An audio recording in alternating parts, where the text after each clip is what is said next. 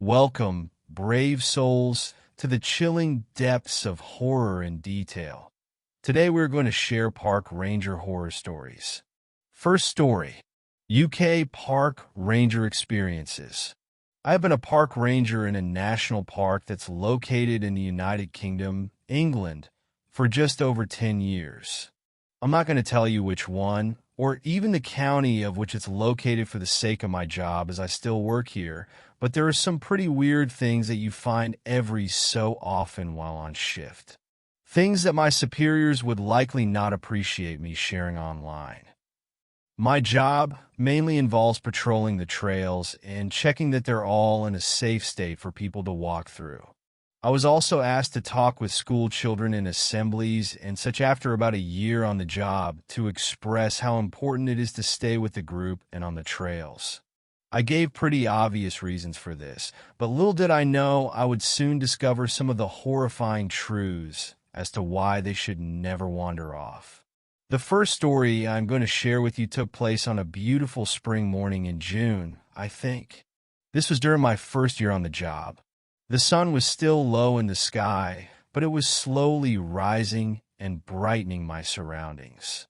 I was on a normal morning patrol through one of the deeper trails as it hadn't been checked recently and protocol to frequently check all the trails for fallen trees and any potential natural hazards to hikers. It was such a beautiful morning.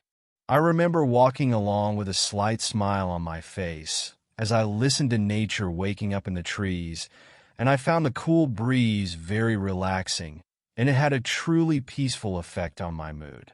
Suddenly, the trees to my left were filled with the sounds of birds squawking loudly as they frantically flew away. I stopped and listened for a moment. Silence. A quote from another story I have read here reads very true to this situation. Prey is silent when predators are near. Now, understand that we don't have any bears or wolves here in England. Nothing like that, so I suppose it could be a deer that had snapped a twig. However, the noise wouldn't usually drop like that as deer don't pose much of a threat to wildlife at all. I continued on, not thinking anything of it, and after a short time, I got the urge to check behind me. There was a man walking maybe 100 meters back, and I was on a long straight, so it was easy to tell. I was confused as the trails aren't usually used until a little later when early dog walkers would show up, and even then few would wander this far into the woods at this time. He seemed to be walking at a very relaxed pace. His hands in his dark blue hoodie's pockets, and he had faded blue jeans. I radioed over to ask if anyone had seen someone enter the trail I was walking shortly after I left, but no one had seen anyone come in or out other than the occasional dog walker. I thought nothing of it, but continued on at a slightly hurried pace. I usually wouldn't be bothered about being out on my own with another stranger. I wasn't a small bloke, nor someone who gets spooked easily. However, this guy just gave me a bad feeling. I was approaching a gate that leads to a much denser area of the woodland, more like a thick forest. And as I closed the gate behind me, I noticed this man had stopped dead in his tracks. He seemed to be staring right at me, but I couldn't be sure. Then he broke into a sprint, not a light jog that someone out for exercise might. I'm talking a full-on sprint. It was almost aggressive. I freaked out and turned to run. Why would a complete stranger who was previously so calm and relaxed suddenly be sprinting at me? He hadn't called for help or even waved to me. Fortunately, the trail's long straight section was over, and I ran round a curve and hid behind one of many large rocks that were by the side of the trail. I could hear his heavy footsteps thudding towards me right until he was just on the other side of the rock, and he stopped. Again, dead in his tracks. He wasn't even out of breath. He just seemed to stand there for a while, and then just walked off. I waited for what must have been close to 10 minutes to be sure he was far ahead and radioed the strange encounter to my colleagues, who agreed it was strange, and I cautiously continued on with my patrol. I never saw that strange man again, and I hope I never do. I have many more memories I would like to share with you. Stay safe out there, kids. You are rarely truly alone in the forest. I'm back with another story I'd like to share with you. Or rather, I feel the need to share with you, as there's nothing I like about it. When someone goes missing in our national parks, the British Search and Rescue Team are contacted immediately. However, they are always at least half an hour's flight away, and even then they only have so much flight time before they are forced to turn their helicopters around to refuel. This leaves a lot of searching down to the rangers, as we know all of the areas and trails very well. It's always an adrenaline pump situation to be in, as you never know what the outcome will be. Usually, the helicopter spots the lost people within 20 minutes of joining the search. But then there are the missing people. You should know that between the rangers, we refer to these situations with two categories: lost people and missing people. A lost person is a normal search and rescue scenario.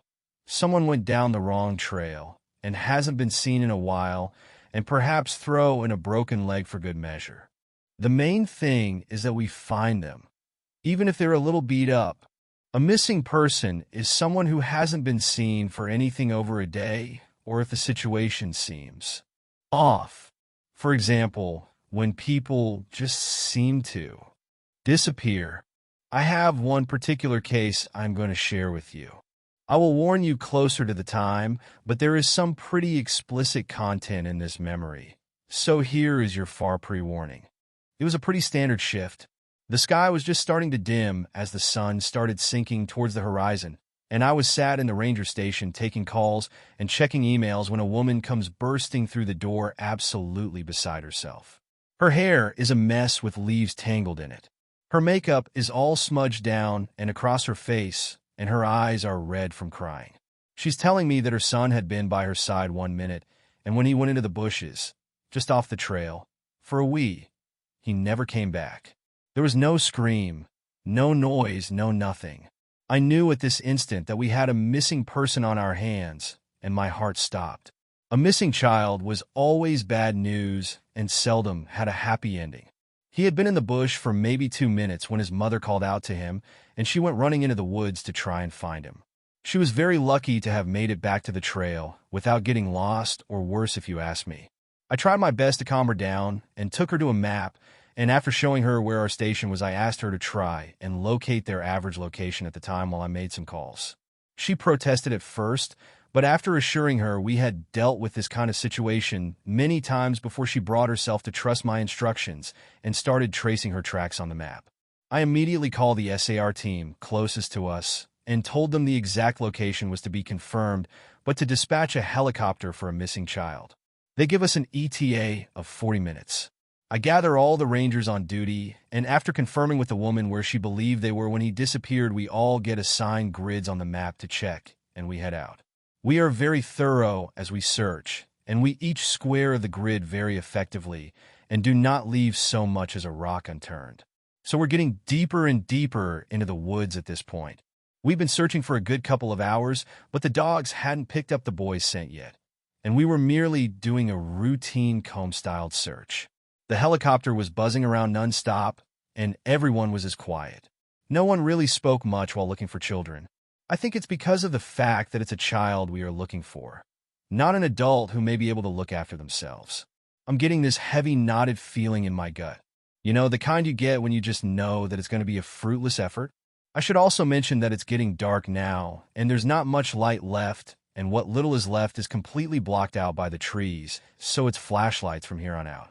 We'll never find this kid, bro, my colleague said in a completely flat voice. Don't talk like that. We never know what we could find while searching, I reply sharply, though deep down in my gut, I knew that child was gone. The helicopter heads back for more fuel and comes back again. After a further few hours of searching, it is getting very dark, and we call it a night, as everyone needs to be back before the forest was completely consumed by darkness. The woman stayed in one of the medical beds we had previously prepared for her son, though I doubt she slept at all. I watched the cameras that lay deep in the forest, somewhat in the area the child could have walked in. After an hour or so of nothing, I eventually decide to call it a night. We didn't find this boy the next day, or the day after for that matter. 3 weeks later, one of our rangers radios that they've found the body of the child deep into the woods and that we need to get there and fast. She sounded worried. A few rangers and I jump into a 4x4 that we use to get deep into the woods quickly, and we make our way to the location described.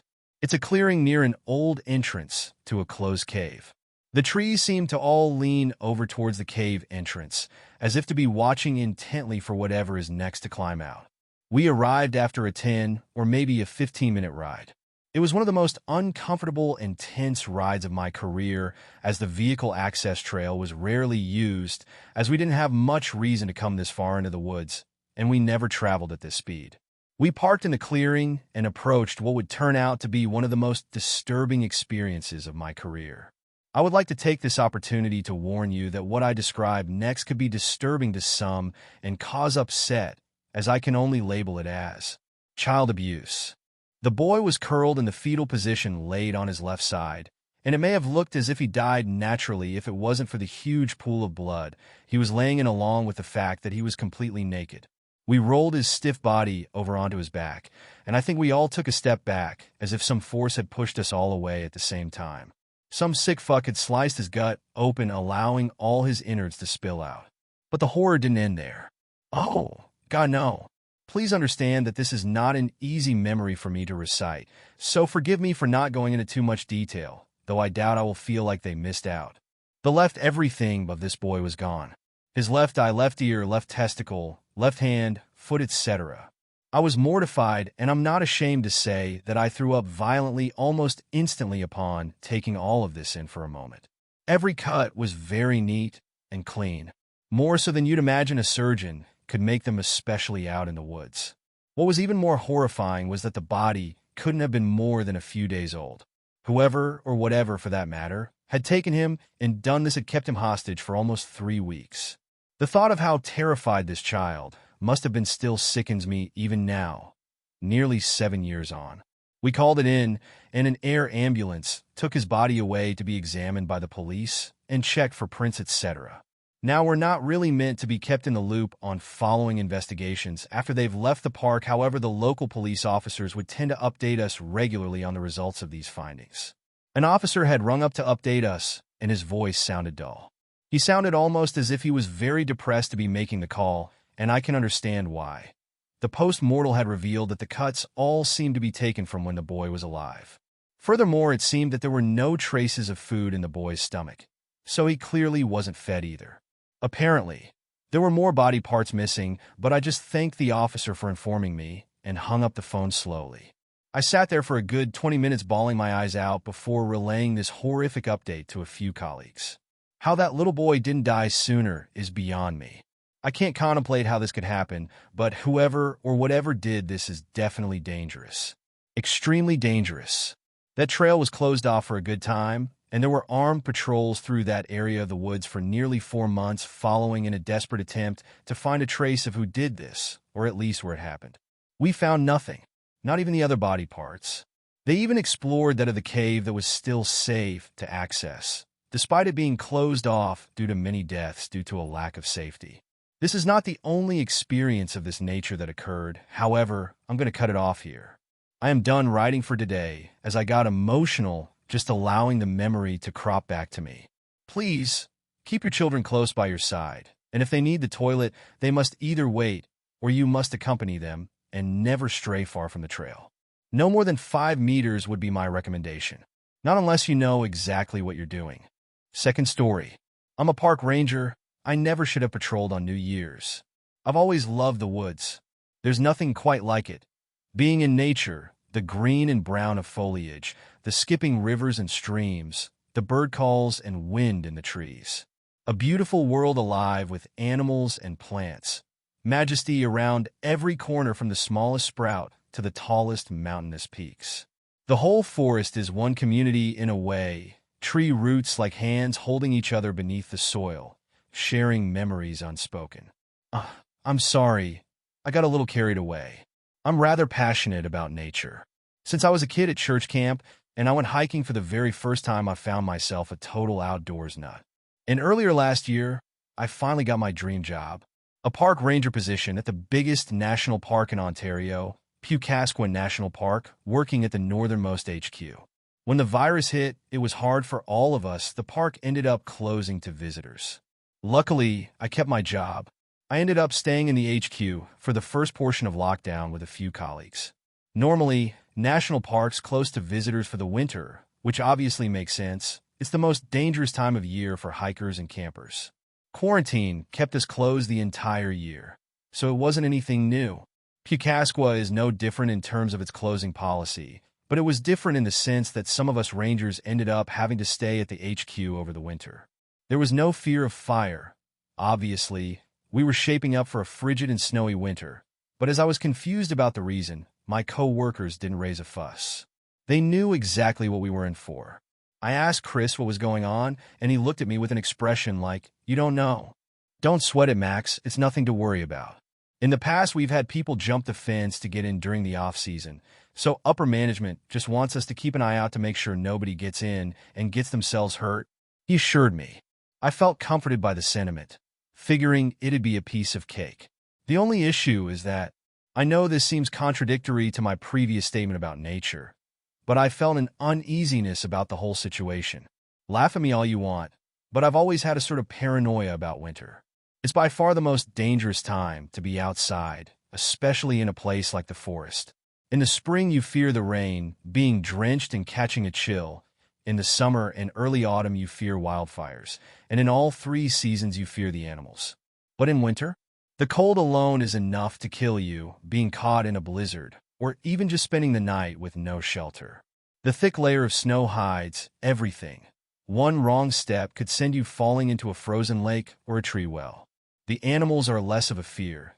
The bears are asleep in their caves, and the wolves won't ever get close. But that only makes the place even more frightening to me.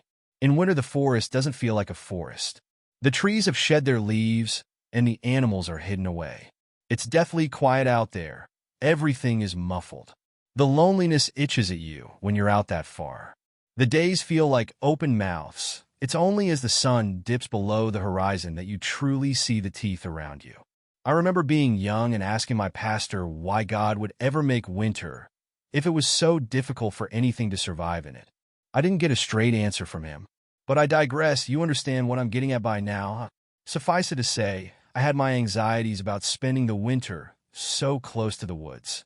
I recall every morning waking up in my room, and although the presence of 5 other people in the HQ with me brought me comfort, feeling uneasy, I would get dressed in the morning, enjoy a meal cooked by Priya around a table with my friends, lace up my boots and zip up my coat, and then it would be time for work. I felt childish for it, but I would deviate from my path of patrol frequently to seek out my fellow rangers, sometimes to approach them and talk, but other times just to see them through the trees. Knowing they were out there brought me peace. December was drawing to a close. It was Christmas Day at the HQ. We didn't all celebrate Christmas. Quinn is Jewish, Priya is Muslim, and Christopher and Bree are both atheists, but we still decided to do a gift exchange. It wasn't anything too fancy, just some trinkets to make the place feel more at home. We'd grown close to each other over quarantine. It only felt right. Being inside on that day, sitting around the wood-burning stove, and giving each other our gifts felt right. We were in the midst of dinner when things went awry. The thud at the door caused me to jump.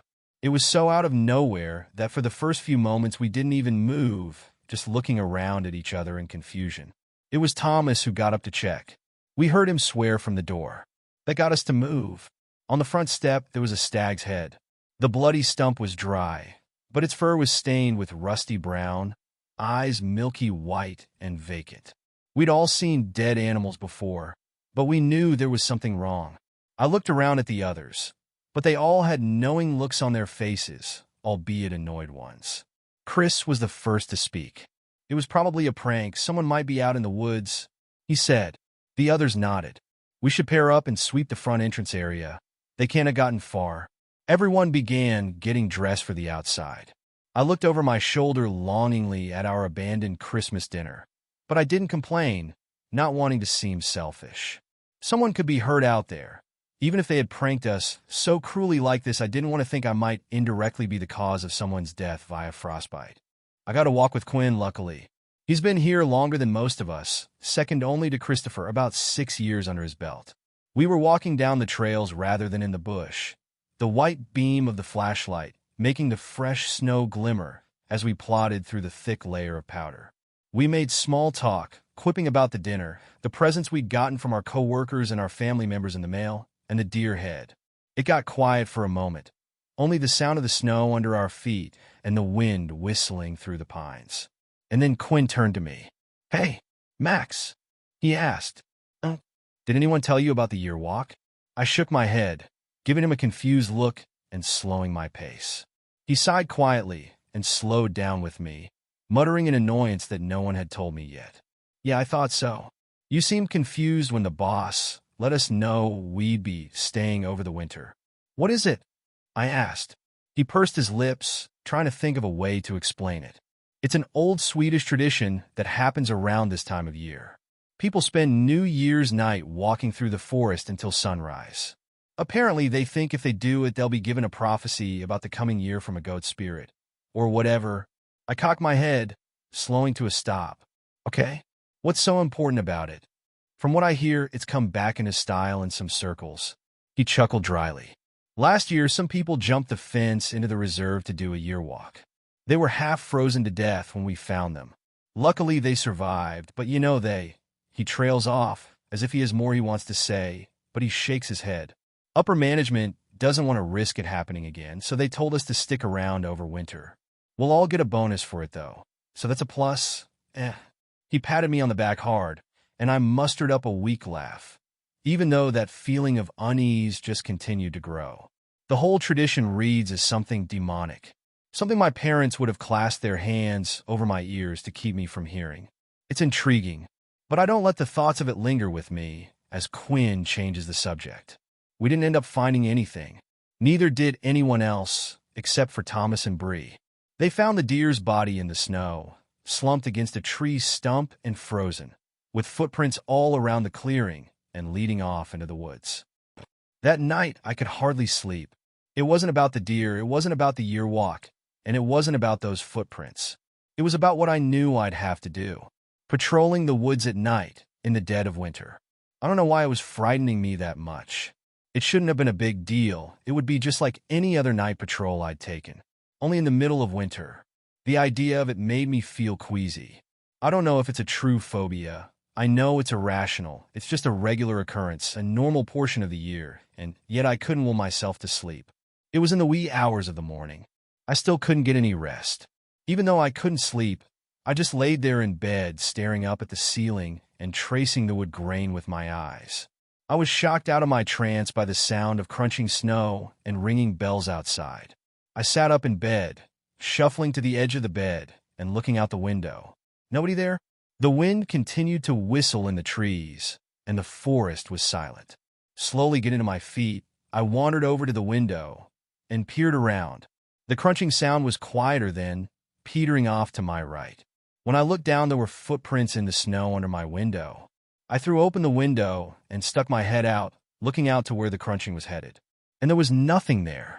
That didn't exactly help my predicament, only highlighted my fears and added a dark, unknown void to my paranoid, anxious thoughts. In the morning, I woke up and put on my clothes. I ate cereal for breakfast and chatted with Bree and Quinn before we all put on our snow gear and got ready for our first patrol of the day. By the time we went outside, there had been snowfall, washing away all evidence of the footprints outside my window. I try to keep my mind off it. We walk on our own during the day. It's bright enough we can find each other pretty easily, and we have walkie-talkies if anything goes wrong. I felt like I was being watched that day, but I couldn't place what I was being watched by. The day passed without incident, and so did the day after that. And the one after. Just 3 days until New Year's, and my anxiety continued to mount up. I asked Christopher if I could stay in and file our incident reports. He let me spend one day inside, thank God, but when they were out in the woods doing patrols, I could hear the crunch of snow and ringing of bells again, circling around HQ. It happened again the day after when I was lagging behind to wash the dishes after everyone had left. It happened each night too, walking around and around. I was sure I was just hallucinating or my mind was playing tricks on me, But despite myself, I couldn't shake that feeling of dread. I prayed for the first time in years that night, clasping my hands together and quaking in my bed, praying I catch a cold or break a leg, anything for an excuse not to patrol that night. On the morning of December 31st, I woke up an hour ahead of schedule. I crawled out of bed and wandered to the bathroom in my pajamas, splashing water on my face. My head hurt so badly. My knees buckled under me, and I wrapped my arms around the edge of the toilet. I tried not to look at my vomit, eyes squeezed shut and stomach lurching as I lost last night's dinner into the bowl of the toilet. My anxiety had reached its peak. Even breathing turned into gasping, wheezing hyperventilation, hysteric sobs escaping my choked throat. I pressed my hand over my mouth, digging my fingers in to keep anyone from hearing. The bathroom felt more like a confession booth, claustrophobic and closing in on me, judgment from the other side of the door, even though I knew nobody else was awake. I put on my clothes. I had no appetite for breakfast, and when everyone woke up, I acted as though nothing was wrong. I kept up my chipper attitude. I picked at my lunch. I filed more incident reports. And nighttime finally came. The snow was thick and cold. I could see all of the stars in the sky. The patrol began according to plan. I was paired up with Bree. We talked, but I wasn't much for conversation. I was too busy letting my fear get the best of me, my eyes darting around and my hands shaking under my mittens. I couldn't bring myself to look at Bree, fearing that she would notice the fear in my expression. After a while, the conversation petered off, and we were walking in silence, sweeping our flashlights around through the trees. After a long while of silence, I cleared my throat and looked to Bree. Bree wasn't there. I spun around in a circle. Bree wasn't there. Bree wasn't there. She had just been there, just a few feet behind me, but I looked around again. Everything looked different. I'd walked this patrol path dozens of times, over and over, but nothing looked right. The trees were all wrong, stretching up high into the night sky. There was no sound, just the crunch of footsteps and the whistle of the wind. I could feel my heart rate picking up. I could feel my breathing begin to quiver and rattle in my throat. And then my flashlight fizzled out, and I started to shake.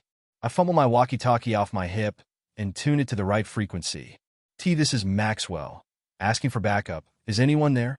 I stammered into the receiver, voice cracking pathetically. All I got in response was a garbled static sound. No matter what I did, I repeated my message over and over, until my voice had dissolved into babbling whimpers, and I fell to my knees in the snow.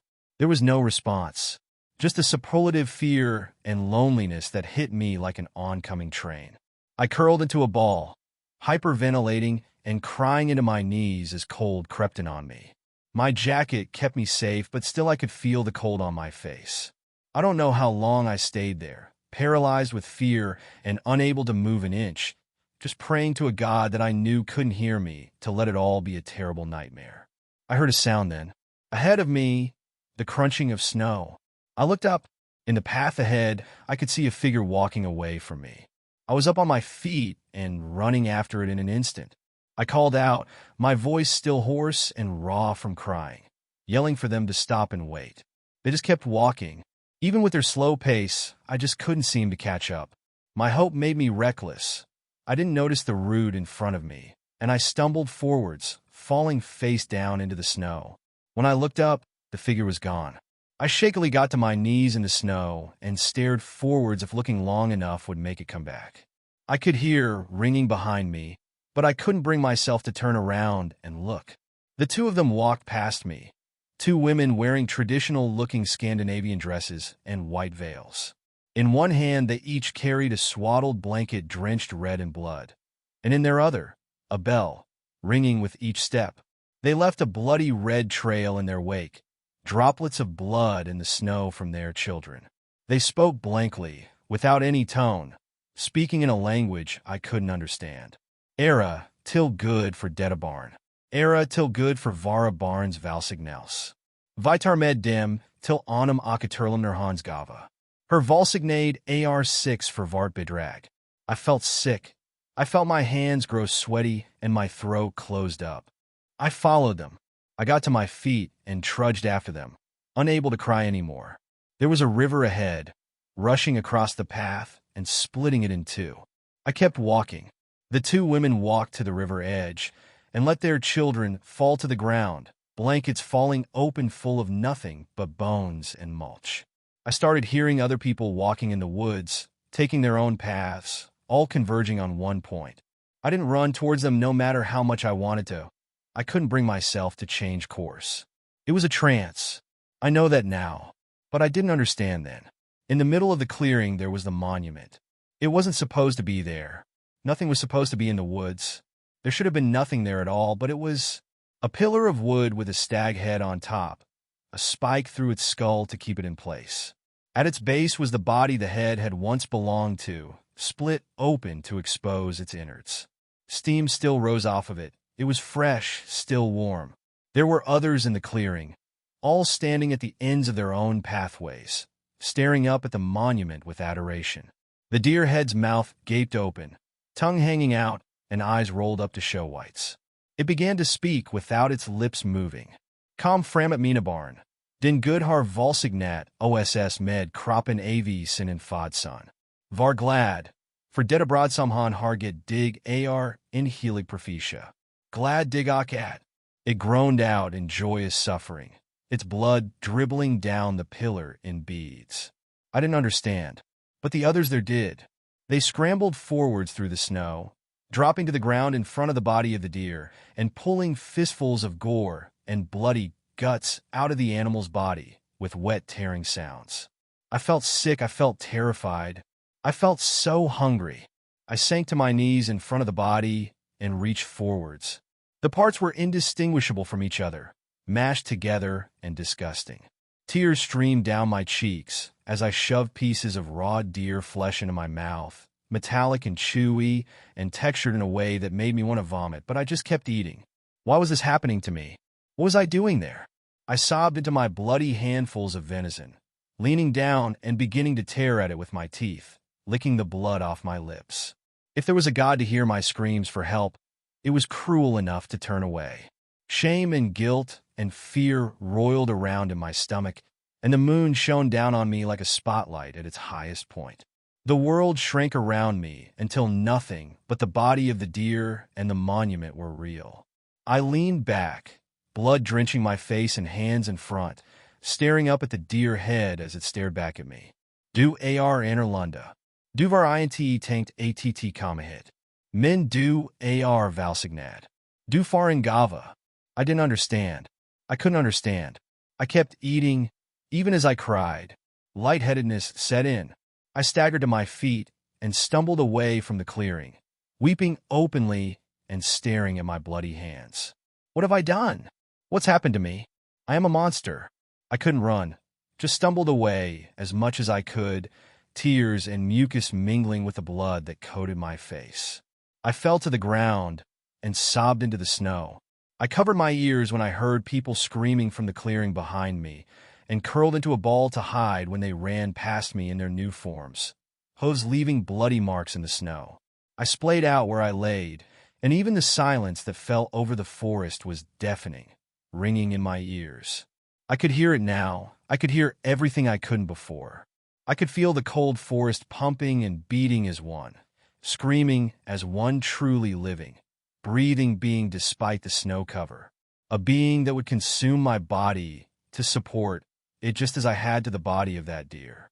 Oh God, there couldn't be a God. This breathing, amorphous being was God, a frantic and hungry God, a spiteful and ancient God. It was everything and I was part of it. Oh God, oh God. I must have passed out. When I woke up, I was laying on the trail I'd been on with Bree, and Priya was shaking me awake. She looked terrified, and I didn't understand why at first, until I noticed the blood all over me. It was real then. Priya helped me to my feet, and I leaned against her heavily on the way back to HQ. They asked me what happened, and I told them I couldn't remember anything. They were so worried for me, but they didn't seem surprised at the outcome. I think I was just like those people from the year before when they found me. I'm getting a few weeks off. I can't return home. Ontario is in lockdown again. I spend most of my time in HQ, and the others try to console me. It makes me happy to know they care, but Nothing feels right anymore. I can't walk in the cold woods anymore. I can hear the trees moaning hungrily when nobody else can, and I'm one of the lucky ones. When I look out the window to the tree line, I can see the deer with human eyes pacing and drooling red, jealous that I was spared when they weren't, even when I never wanted this gift. And when I sleep, I can feel the forest itself breathing, more alive than it's ever been. Third story. My brother disappeared while working as a park ranger. The drive through this part of Nevada was beautiful. The tall cliffs were lined by majestic pines while the road leisurely wound through the scenery. But no matter how amazing the view was, it couldn't change the fact that I was out here to deal with something incredibly unpleasant. My brother Jason worked as a park ranger until he suddenly went missing one night. No one knows exactly what happened. From all appearances, he seemed to have gotten up from the ranger station to check on something routine and never came back. There was an extensive search, but nothing turned up. The ranger station had been found exactly as it should be. There were no signs of a struggle, no strange tire tracks or footprints leading away from the park, and no eyewitnesses who reported seeing Jason anywhere after that. So here I was trying to do what everyone in my family wanted me to do and see if I could find anything. Was I optimistic? Not really. But stranger things have happened in life. All I knew was that I was here to look around, and that was what I was going to do. It was late afternoon by the time I arrived at my destination. The town the park was located by was as average as could be. A main street lined with a variety of shops and stores and residential areas that branched off it. A place you've seen on 1,000 brochures and postcards. I parked in front of the local pizza restaurant. Not only was I hungry, this would be a great opportunity to see what people around here were like. If they were open and welcoming, especially if I mentioned my brother, I'd know what I was dealing with. If not, that meant something was up, and I would get out of there as quickly as possible. The pizza place had a few customers this time of day, so I got right in at a table in the middle of the restaurant. I decided on a medium pepperoni pizza and relaxed in my seat while sipping my water. Once I was done eating my pizza, which was very good, I paid the bill and left a generous tip and headed to the park my brother had worked at for 2 years until he vanished one night. The park looked like any other I'd seen. Well-maintained, neat, and orderly. The kind of place you'd like to have a picnic in. But of course, nature is like anything else. What you see on the surface is only a fraction of what is really going on. I drove up the neatly landscaped driveway and parked in front of the ranger station. My shoes crunched on the gravel as I got out of the car and approached the building. I was expecting an old, rustic cabin, but this ranger station was relatively modern, with large bay windows and a gleaming metal facade. I approached the front door, knocked, and waited. A moment later, it opened and a man in a ranger uniform looked at me. "How can I help you?" he asked. "I'm Alex, Jason's brother. I'm here for some information." "Oh, I see. Come right in." The ranger held the door open and pointed to a sitting area. "I'll let the boss know you're here. Can I get you something to drink?" "I'm fine, thank you." "All right. We'll be right with you." And with that, the ranger hustled down the hallway, and I was left alone. I hadn't given anyone a heads up I was coming. I didn't want anyone to prepare for my arrival. My brother had gone missing several weeks ago. It was just a question of why. I don't believe he just ran off for no reason, so that meant there had to be a reason why. And everyone, me included, wanted to know what that was.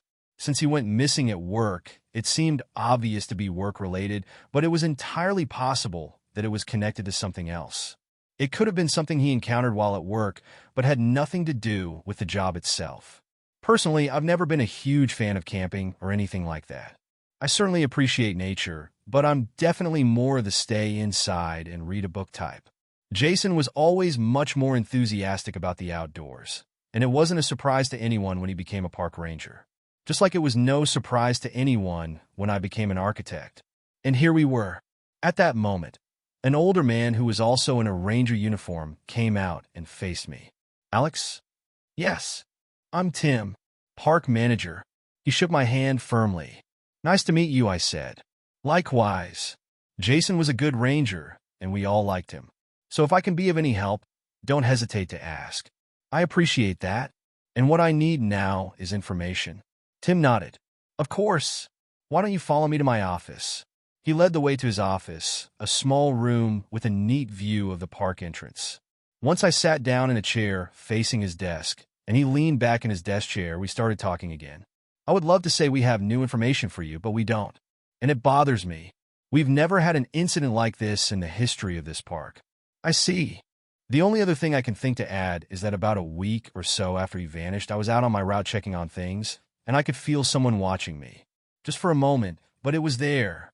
And I had no idea who was responsible.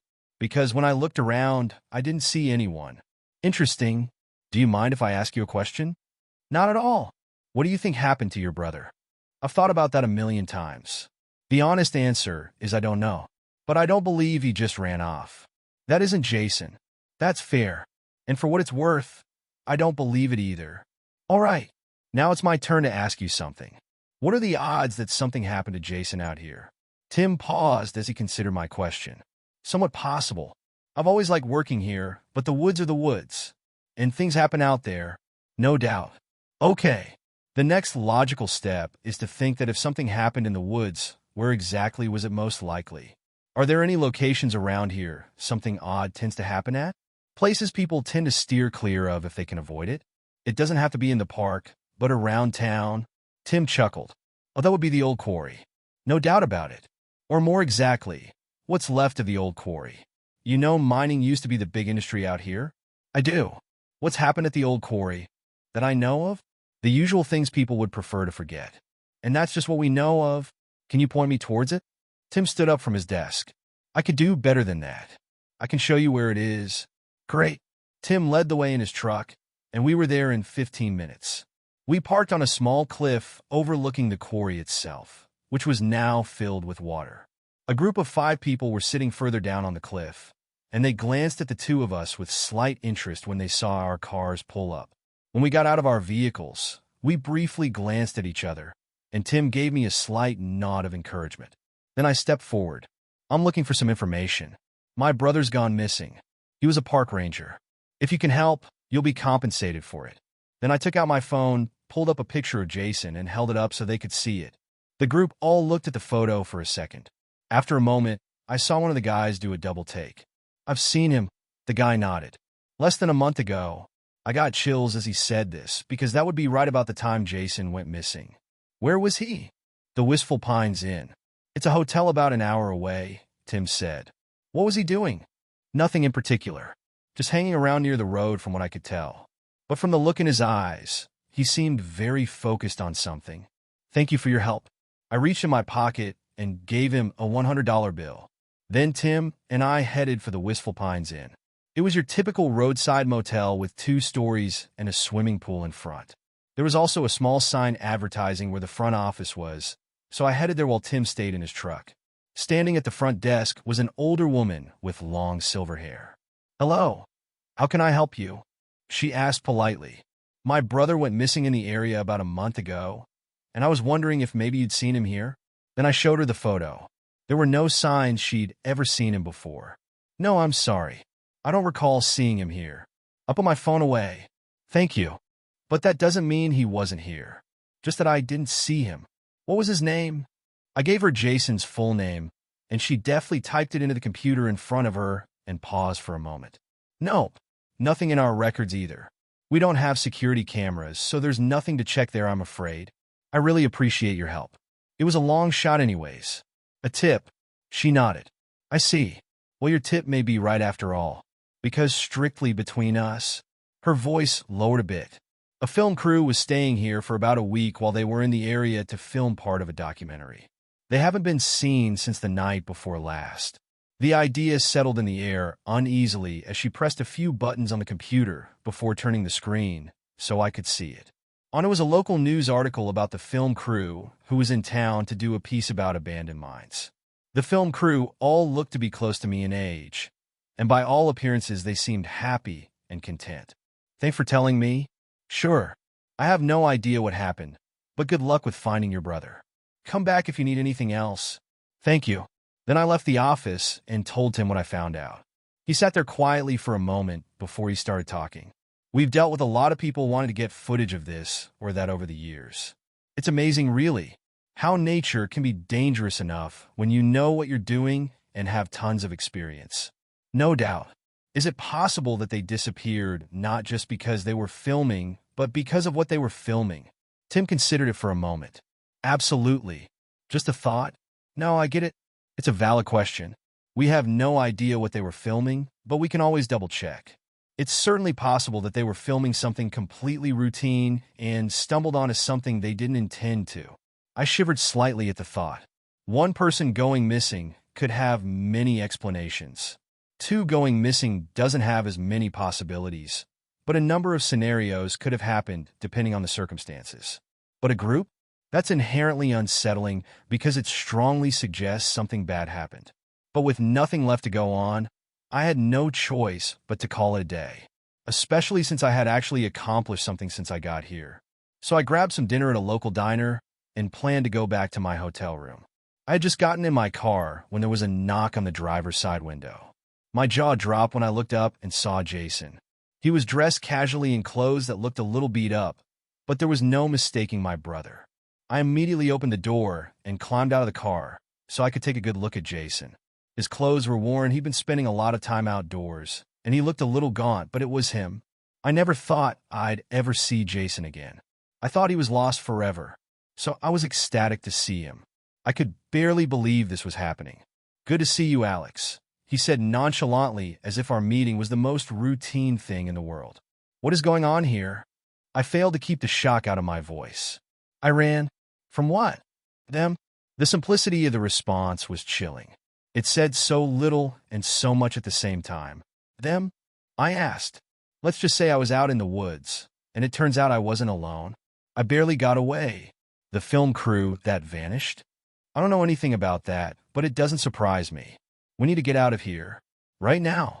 From the look in his eyes, I knew Jason was seriously afraid of something.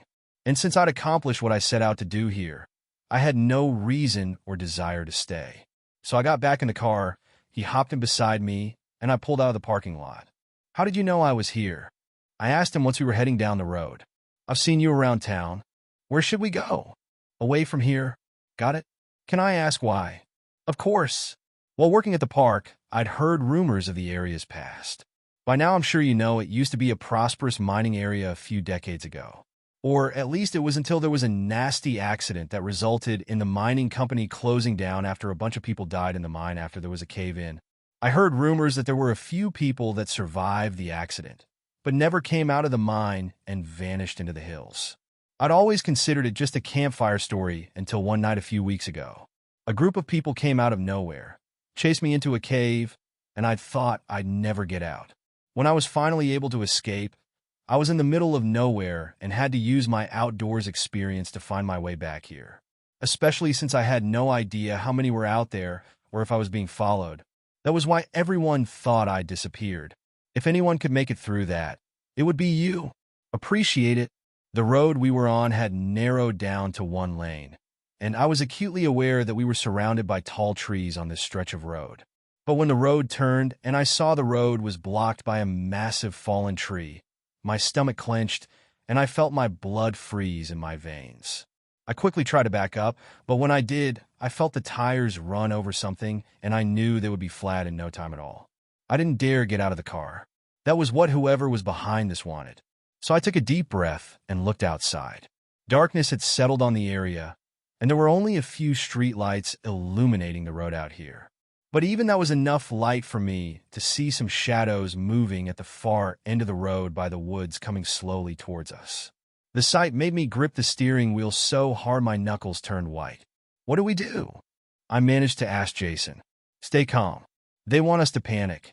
Before he could say another word, headlights blazed to life out of a cluster of trees to our right, and I thought for sure the vehicle they belonged to was going to crash straight into us. But I watched as the vehicle in question, a small RV, roared past us, parked alongside us on the curb, and the driver's side window rolled down. I got another shock when I realized it was one of the members of the missing film crew. "Get in," she yelled to us. She didn't need to tell us twice. Jason and I immediately got out of my rental car and ran to the RV's door and climbed inside. Once Jason slammed the door shut, the driver immediately took off, and we were out of there. As I tried to catch my breath, I found myself face to face with the rest of the film crew, who were sitting comfortably around the RV's interior. "Thanks," I said once I'd sat down on the floor. "No problem," a woman with curly blonde hair, who was sitting in an armchair, said. "We've been watching what they were up to for hours. We knew they were up to something. We were just waiting for them to act, so we could do something about it." "Is that why no one's seen you guys for a while?" Jason asked. A guy sitting on the couch nodded. "Yes. We'd stumbled upon them while researching a different abandoned mine, and it became the subject of our footage." "Are you that park ranger who went missing?" "Uh-huh," Jason said. "I stumbled across them too." Jason and the film crew talked for the rest of the drive until we eventually made our way back to town and went straight to the police. After we explained what happened and the film crew showed them the footage they had, the police went out to where my rental car had been left on the road. It was just as we'd left it. They searched the area thoroughly, and nothing ever turned up. But at least now everyone knows to be alert, and that's something. After that, Jason came home, and everyone was beyond stunned by what happened. No one was surprised when he took another park ranger job, but this time much closer to home. The documentary the crew had been working on was eventually released and won some awards. Jason and I even went along to a few showings to talk to the audience. It was definitely a unique experience. Fourth story. Why I quit my job as a park ranger. Hello everybody, my name is Denver Dark. I'm 19 years old, fresh out of high school, working as a park ranger at Callan State Park in Virginia. My job is pretty easy. I don't usually patrol the park. My job is to sit in a radio room and wait for people to call in if they need assistance. This can range from someone needing the bathroom door unlocked to a drunken fight. A couple of months ago, though, I had an encounter with some type of creature, or maybe even an alien. I'm not sure at this point. This forever scarred me, and I will always be paranoid of the forest. It was a normal evening at the park. I looked over at the clock on my desk as it clicked over to 6 p.m. "Well, here goes to another night by myself," I said out loud as I saw all of the other park rangers packing up to leave. Another hour passed, and as I was eating my dinner, static started coming through the radio. After a couple of seconds of just the static, a girl's voice started to come through. "Hello? Hello? Is anyone there?" I paused for a second after chewing another bite of my food. I had never heard anything like this over the radio before, so I picked it up. "Hello, this is Officer Dark here." "Yes," she yelled before continuing her sentence. "Please help me. Something is chasing me." I was dumbfounded. The creepy part was she didn't say someone, she said something. I quickly calmed myself before responding. "Calm down, miss. Tell me where you are so I can send help out immediately." "I'm at the old watchtower on the northeast side of the park. I ran here after it chased me out of my cabin. Please send help. I think it's close." "It's all right, miss. I'll send help out in dash." I was cut off by her shhhh. I stopped talking, listening to the radio. Then I heard a very soft but aggressive growl come from the speaker. "Oh God, it's here." As she finished her sentence, I heard a crash of a window and a large thud on a wood floor. The radio cut out. I was in complete shock. Did I just witness someone die? After about a minute of me being absolutely glued to my seat with terror, I started to gather a plan in my head. I spun around in my chair and grabbed the old park map off of the desk next to me. I unfolded it, frantically scanning it, looking for an old watchtower. There it was on the northeast side of the park, just like she said. To the looks of it, it would take me about an hour to walk there. I got up from my chair and walked over to the gun cabinet, unlocking it with the keys I had in my pocket. I grabbed the first gun I saw, a 12-gauge shotgun, along with some extra shells. I also saw the flare gun on the top shelf and decided to take that too. Before leaving the station, I made sure that I had everything that I needed. Shotgun, flare gun, flashlight, radio, pocket knife, and the map. I'm not gonna lie, I was scared to go out into the woods after that whole event. I also hated the idea of being alone, but I knew I couldn't just sit there and do nothing.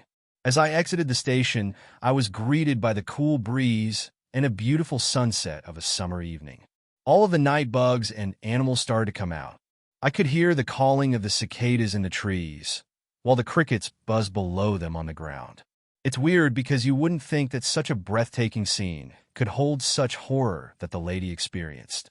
Since it was a long walk, I started moving at a faster pace than I normally would.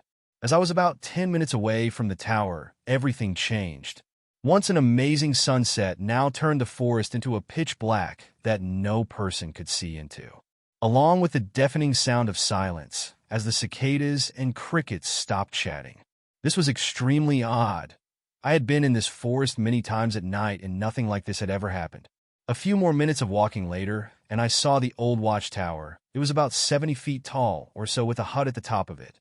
The watchtower had seen its better days, though it looked very old with it being damp and cracked in many spots. At this point, I was at the base of the tower. Right before I was about to go up on the first step, I got the worst feeling I have ever felt. My head started to spin. I was very nauseous and started to see stars. As this continued, I thought I was going to pass out. As the darkness around my eyeballs started to grow, everything stopped. I was normal again. Except for one feeling, it felt like something was staring at me. I swear I could feel its eyes piercing into the back of my head. Its glare almost felt sharp, like a knife had been jammed into my side. I spun around as quickly as I could, holding the shotgun in front of me. There's nothing, I thought, until I scanned the tree line in front of me about 50 or so feet out. Oh my gosh, I let out as I see deep in the forest. A pair of two vibrant green eyes staring at me. I was struck with fear, my eyes not being able to leave the sight, my feet almost cemented in the ground. After about a minute of me staring at it, it winked at me. After this, the eyes disappeared and went back into the brush. I didn't know what to think. The only thing that I knew was not to stay in that spot. I ran up the old wooden stairs as fast as I could, but then I remembered the radio call I had gotten earlier. I prepared myself for a bloody scene. But when I reached the top of the steps, the hut was empty. No blood, no body, no lady. The most disturbing thing of all, though, was it looked like this place hasn't been touched in years. The floors and desk in the room were both completely covered in cobwebs and dust. A large radio sat on the desk. It must have been the one that came through to mine, but that too was engulfed by the webs. Something very strange is happening. I just couldn't figure it out. On the edge of the desk was a stack of very old newspapers. My curiosity took over, and I picked one up. Date, 1978, headline: Woman attacked and killed by the Wampus cat. Locals say. This didn't make any sense. This couldn't be the same lady I just contacted. I needed to find out more, so I kept on reading. The next thing that I read sent shivers down my spine. The Wampus cat resembles a very large black panther, most known for their very bright green eyes. My blood ran cold. I needed to get out of this place right now, right as I shoved the newspaper into my pocket and was ready to run. It was too late. Before I could turn around, I heard a sound. That same damn bone-chilling growl I had heard on the radio. I turned around as fast as I could, raising my shotgun. There was the beast itself. The Wampus cat. This cat was massive, quite possibly the biggest mammal I had ever seen. It stood on all fours at a staggering height of at least 8 feet tall. It had deep old scars all over its body, probably from people like me. Its paws were the size of small dinner plates, and didn't forget its face. The lips were completely barred back, showing its dinner knife-like fangs. And the most important thing of all, those dang green eyes almost staring into my soul. I didn't waste any time and pulled the trigger, sending a slug at my target. I landed the shot, but it barely did anything. The cat staggered back when the slug hit him, but that's about it. How is this thing still alive? The round had left a bloody hole in its torso about the size of a dollar coin. But alas, the creature was pretty much unfazed. I decided to run for it, booking it to the exit, only to be stopped by the huge feline pouncing on my back and pinning me to the wood floor. The beast raked its long claws across my back, leaving an extremely painful wound. It felt like I was being burned with a hot iron. I could feel my shirt already being soaked with blood. I managed to flip around on my back to face the beast, holding its head away from my face. Although I was able to keep its head at bay, I wasn't with the paws. It started swiping at my face, leaving those searing claw marks on me again. I tried to reach for the shotgun on the ground next to me, but I wasn't able to. Blood from the gashes started to seep into my eyes, stinging them, not allowing me to see. With nothing working and all of the blood I was losing, I started to give up. There was no point. I couldn't overpower this thing. And right when I was about to give in, thinking about all of my friends and family, an idea sparked into my head. I reached in my pocket and pulled out the knife I had forgotten about. I flipped the blade open and immediately stabbed the cat in the neck with it. The beast reared back in pain, leaping off of me. This was my only chance to escape. I quickly got up and snatched the shotgun before sprinting down the stairs. I had a head start, but the cat was catching up. As I reached the bottom, it was already halfway down. I didn't have any time to spare. I ran immediately to the trails, not looking behind me. I could hear the big, heavy footsteps of the beast on my tail end. I knew eventually it was going to catch up, so I turned around, pumping 2 more slugs in it, staggering it again. I could tell it was hurt because it was moving a lot slower. I fired again in its direction, landing another shot with a bloody splat. Then the cat stopped running, turning around and slowly jogging the other direction. It finally gave up. This didn't stop me from sprinting back to the station. I used every bit of strength and willpower to make it back. As I busted through the door of the building, the biggest wave of relief came over me. I had beaten that thing. After attending to my wounds and grabbing a glass of water, I sat down in my desk chair, thankful to be alive. While reaching into my pocket to take out my phone, I felt paper. The newspaper. I pulled it out, scanning the article once again, realizing that I missed something before. The woman's body was found in the watchtower of Callan State Park, her body being mutilated, even missing some of her limbs. Even though she was killed, many of the people in the park say they can still hear her calling for help, just like that same night she was murdered. I was completely shook. I didn't know what to think. Was it a ghost or maybe a spirit? And right as I put the newspaper down, the radio buzzed, playing that same voice that started this all. Hello. Thanks a lot for watching the video till the end. Subscribe to our channel, Horror in Detail. Drop your opinions/suggestions in the comment section, and like the video as it helps with the YouTube algorithm.